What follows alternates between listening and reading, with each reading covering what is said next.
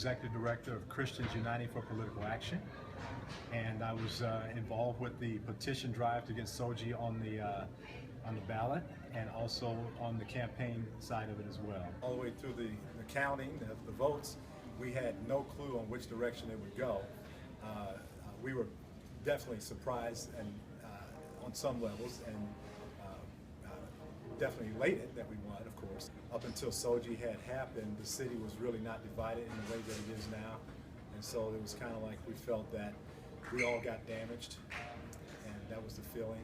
So we were happy that we won, of course, but we were also glad that it was over, and was hoping that there would be some kind of healing and process of us getting back to where we were before the bill. Our intentions were to overturn it. We thought it was a very unnecessary bill based upon the mayor's own task force findings, where there was not a single case that they had to present to the task force for an example.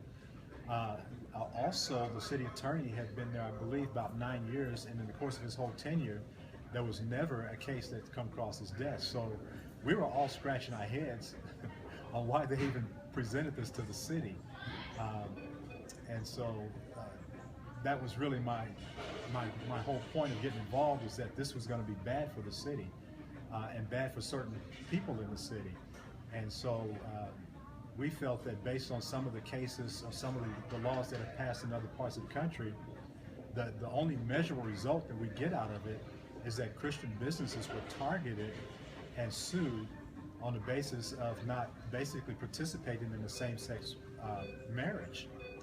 And so if that was really the ultimate goal that appeared to be of these ordinances, is to entrap Christians in something that they would never agree to under any circumstances. And so we thought that was very unfair, and something had to be done about it, and we need to keep it out of our city, because we didn't want one segment of the people marginalized and legally being able to have people litigate against them. It just seemed unfair. We were uncertain about what would happen next. Since then, there's rumblings, more things coming down the pike. So we're just kind of waiting to see what's going to happen and respond accordingly.